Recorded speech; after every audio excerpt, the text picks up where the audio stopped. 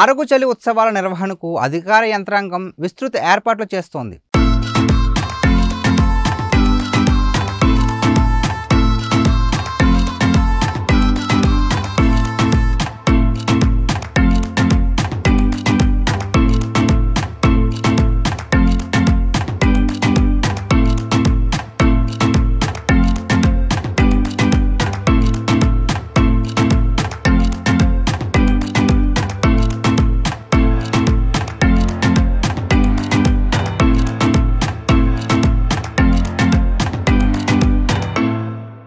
మూడు రోజుల పాటు నిర్వహించే చలి ఉత్సవాలు శుక్రవారం నుంచి ప్రారంభమై ఆదివారంతో ముగియనున్నాయి.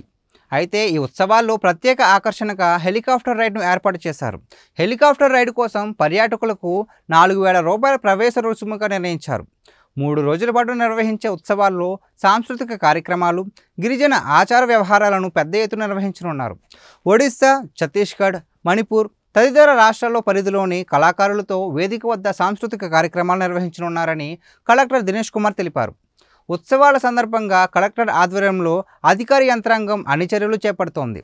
రాష్ట్ర ప్రభుత్వం అరకు చలి ఉత్సవాలను ఘనంగా నిర్వహించాలని ₹1 కోటి నిధులను విడుదల చేసింది. మొదటి రోజు శుక్రవారం ఉదయం 7:30 అరకులోయ ప్రభుత్వ డిగ్రీ కళాశాల మైదానం నుంచి ఆర్టీసీ కాంప్లెక్స్ వరకు మార్త నిర్వహించనున్నారు. 11 గంటలకు Padmapuram botanical garden flower show ప్రారంభిస్తారు.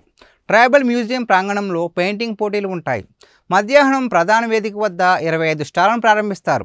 సాయంత్రం 5 గంటల నుంచి రాత్రి 9 గంటల వరకు గిరిజన కళాకారుల నృత్య ప్రదర్శనలు ఉంటాయి. రెండో రోజు ఫిబ్రవరి 1వ తేదీ ఉదయం 7:30 నుంచి బొర్రా జంక్షన్ నుంచి ఉత్సవ ప్రధాన కేంద్రమైన అరకులోయ డిగ్రీ కళాశాల మైదానం వరకు సైక్లింగ్ ఈవెంట్ ప్రారంభమవుతుంది.